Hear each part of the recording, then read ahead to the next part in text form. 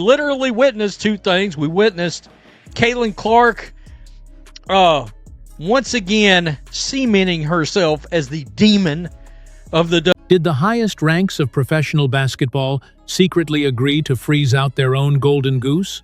Or was this icy post-game moment the ultimate display of a deeply rooted, unspoken jealousy? Imagine stepping onto the hardwood, carrying the weight of a franchise, an entire league, and millions of new fans on your shoulders, only to absolutely dismantle one of the most terrifying defensive teams in the country. You drop a staggering 32 points, sink impossible shots from another zip code, and orchestrate an offensive clinic that leaves the opposing roster completely shattered. The final buzzer sounds, the crowd is in an absolute frenzy, and you walk toward the opposing sideline expecting the standard, professional acknowledgement of a game well played. Instead, you are met with a chilling, deliberate silence that speaks louder than any roaring arena ever could. This wasn't just a simple oversight or a coach lost in the heat of the moment. When Connecticut Sun head coach Stephanie White seemingly ignored Caitlin Clark's historic, jaw-dropping masterclass, it sent a massive shockwave through the sports world, pulling back the curtain on a much darker, behind-the-scenes war brewing in the locker rooms. The cameras caught the cold shoulder. The fans immediately took to social media to piece together the clues, and the whispers of a coordinated effort to humble the rookie phenomenon exploded into a deafening roar. But to truly understand why a respected veteran coach would turn a blind eye to pure greatness, we have to look past the box score and dive into the messy, complicated, and fiercely guarded hierarchy of a league that is being dragged into the future against its will. The truth behind that post-game snub is far more intense than anyone realized, and it exposes a level of psychological warfare that has been bubbling under the surface since the moment Caitlin was drafted. To grasp the sheer magnitude of this disrespect, you first have to understand the absolute devastation of the performance itself, because this wasn't just a regular Tuesday night stat-padding session. This was a surgical, terrifying display of offensive dominance against a Connecticut Sun team that prides itself on being the most physical, gritty, and defensively suffocating squad in the entire association. The Sun are built to break rookies, operating with a defensive scheme that revolves around pure intimidation, relentless full-court pressure, and forcing young guards to question every single decision they make on the floor. Their perimeter defenders are known for getting under the skin of their opponents, using every trick in the veteran playbook to disrupt the flow of the game. Yet, Caitlin stepped onto the court and completely dismantled their entire defensive identity piece by piece. She was pulling up from the logo with a hand right in her face, threading impossible needle-like passes through aggressive double teams, and controlling the pace of the game with the swagger of a 10-year veteran who had seen it all before. Every time the Sun tried to mount a desperate comeback or trap her in the corner to force a turnover, she answered with a back-breaking three-pointer that sucked the absolute life out of the building. She didn't just beat them on the scoreboard, she demoralized them mentally, putting on a generational basketball clinic that forced every single person in the arena to recognize her unparalleled skill level. When a player does that to your heavily praised defense, the natural reaction from a great basketball mind is usually a begrudging nod of respect or a quick word of praise during the post-game presser. But that wasn't the whole story, because what happened the second the clock hit zero revealed a completely different, deeply unsettling narrative that no one was prepared for. The handshake line is a sacred tradition in the sport of basketball, acting as a brief, mandatory moment where the intense hostility of competition is momentarily paused for a mutual show of respect. But as Caitlin made her way through the line, completely drenched in sweat and coming off a career-defining performance that had the entire sports world buzzing, the interaction with the Suns' coaching staff felt like walking straight into a meat freezer. Stephanie White's body language was incredibly stiff, her gaze completely averted to the side. And the brush-by was so incredibly brief and dismissive that it immediately caught the attention of every single fan analyzing the live broadcast. There was no customary pat on the back, no quiet words of encouragement whispered into the rookie's ear, and absolutely no public acknowledgement of the historic beatdown that had just taken place on her own floor. This frosty, calculated demeanor extended straight into the post-game press conference, where the silence somehow became even more deafening. When reporters lobbed soft, easy questions, giving the coach a golden opportunity to praise the rookie's unbelievable stat line, the responses were clipped, entirely generic, and deliberately shifted focus away from the 3-2-point explosion.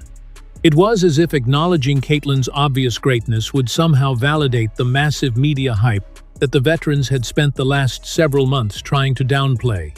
Fans watching at home were completely stunned, immediately taking to the internet to dissect the footage frame by frame.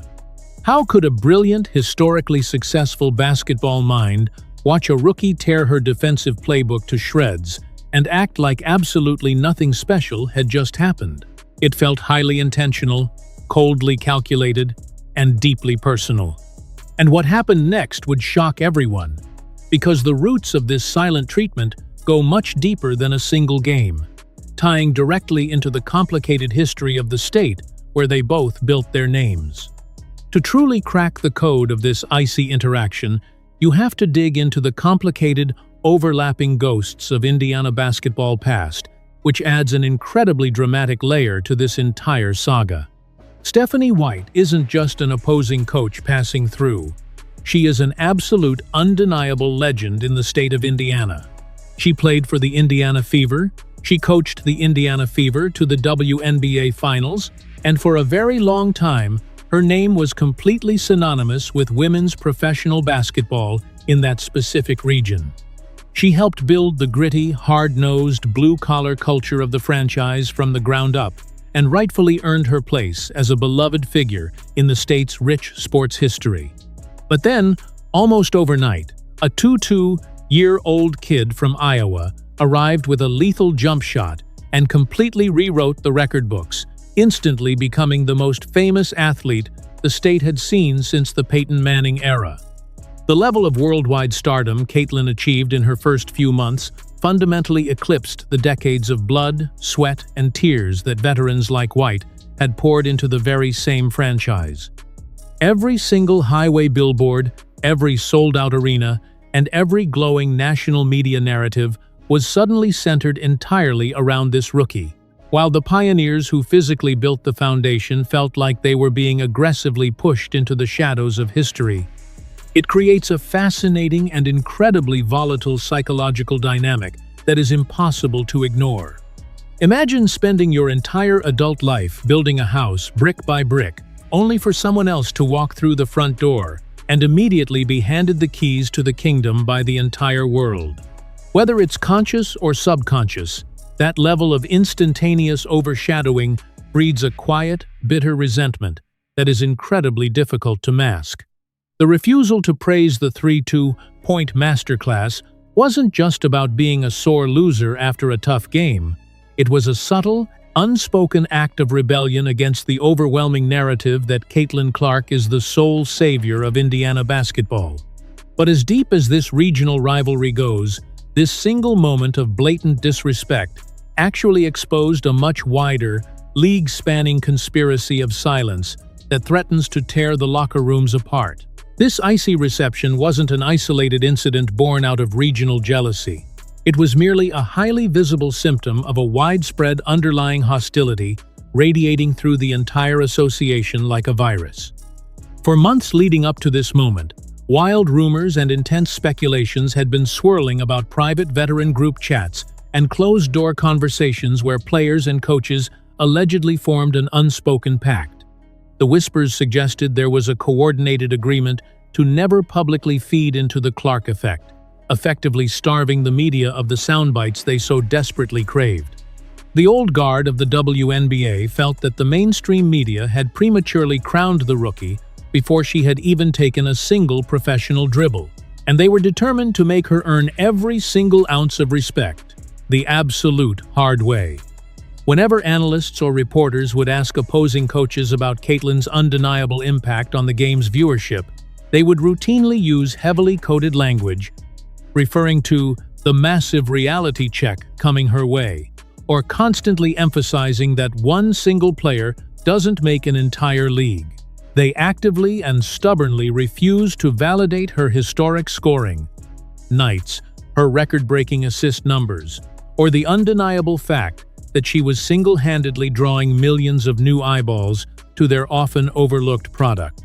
The 3-2-point masterclass against the Sun was the ultimate stress test of this unspoken veteran pact.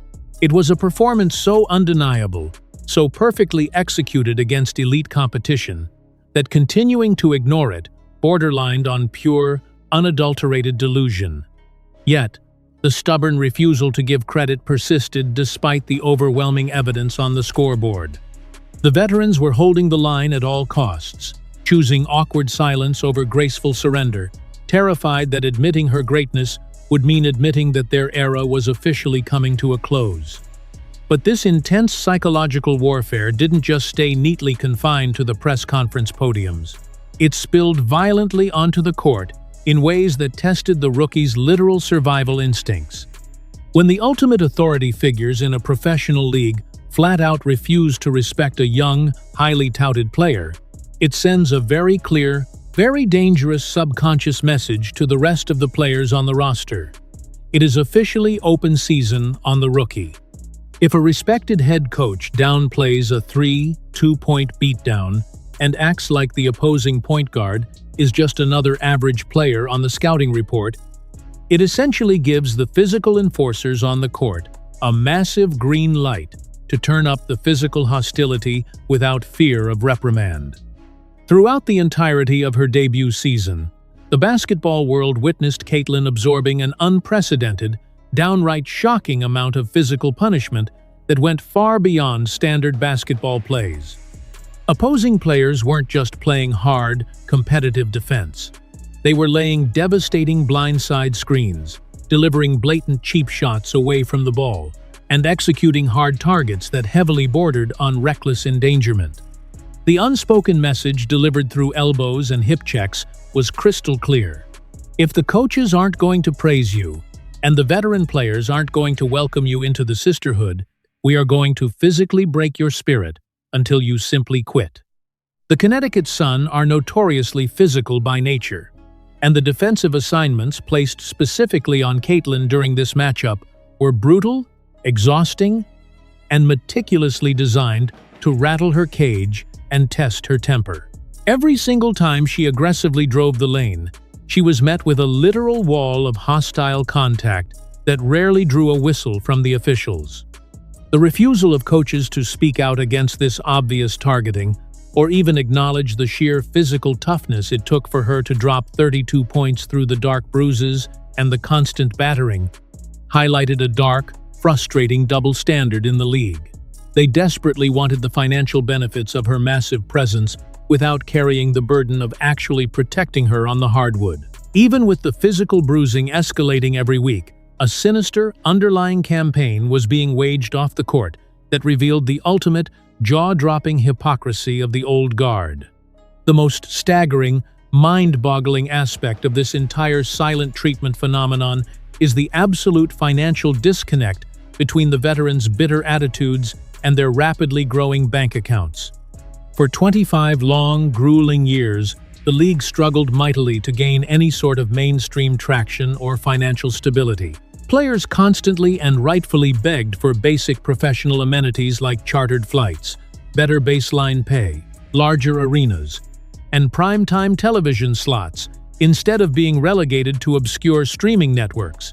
They fought a massive, grueling, uphill battle for cultural relevance, only to see a massive, unprecedented wave of cash and global attention crash onto their shores, the exact second Caitlin Clark's name was called at the draft podium. Almost overnight, opposing teams were upgrading their venues to massive NBA-sized arenas just to accommodate the insane ticket demand when she came to town. Major television networks were suddenly breaking decades-old viewership records, pulling in millions of viewers for regular season afternoon games. The luxurious charter flights that were once considered a laughable pipe dream suddenly became a league-wide, fully funded reality. Yet, the very people directly cashing in on this massive financial explosion were the exact same ones giving the icy cold shoulder in the post-game handshake lines. The cognitive dissonance required to maintain this stance is absolutely wild to witness. They are deeply, visibly resentful of the blinding spotlight she commands, but they are more than happy to enjoy the luxurious shade provided by the massive financial tree she just planted in their backyard. This creates a deeply toxic, highly contradictory environment, where players and coaches are simultaneously trying to destroy her public narrative while secretly praying she stays healthy enough to keep the massive ticket sales booming. Downplaying a historic 3-2-point performance while playing in front of a sold-out crowd that literally only showed up to see the very player you are actively ignoring is a masterclass in total denial. What absolutely no one anticipated, however, was how the young rookie would strategically strike back against this unprecedented, suffocating wave of hostility. If the established veterans truly thought their icy stares, physical hits, and coordinated media silence would mentally break the young star and send her running for the hills, they severely miscalculated the unique psychological makeup of Caitlin Clark. Most highly touted rookies facing this level of coordinated pressure and outright bullying would eventually crumble under the immense weight of the moment. They would start loudly complaining to the media about the lack of calls, whining to the referees after every possession, or aggressively subtweeting their deep frustrations after a particularly tough loss. But Caitlin operates on an entirely different, almost robotic, competitive frequency that completely baffles her critics. Her immediate response to the blatant disrespect, the coaching snubs, and the hard, borderline dirty fouls is utterly terrifying to her doubters. She just gets better. She doesn't beg for Stephanie White's validation. She doesn't ask the veteran players to like her. And she certainly doesn't apologize for stealing their spotlight. Instead, she ruthlessly channels every single ounce of that disrespect directly into her shooting stroke. When they ignore her, she simply pushes the pace faster and leaves them in the dust. When they hit her late, she pops back up and drops a devastating no-look pass that makes their entire defensive scheme look utterly foolish on national television. The 3-2-point explosion wasn't just a great night shooting the basketball. It was a loud, undeniable, legacy-defining statement that she does not need their permission to completely dominate their league. Her elite mental fortitude has become the ultimate, unbreakable weapon against the gatekeepers who desperately want to see her fail. By flat-out refusing to show any signs of weakness or emotional distress, she strips them of all their psychological power. The cold shoulder in the handshake line didn't sting her, it empowered her. It heavily confirmed that they are absolutely terrified of her endless potential, and that realization has only fueled her competitive fire to burn the old record books straight to the ground. But as the grueling season hurtles toward its dramatic climax, the stakes have evolved into an all-out war that threatens to consume the entire basketball landscape. The brewing tension between the Indiana Fever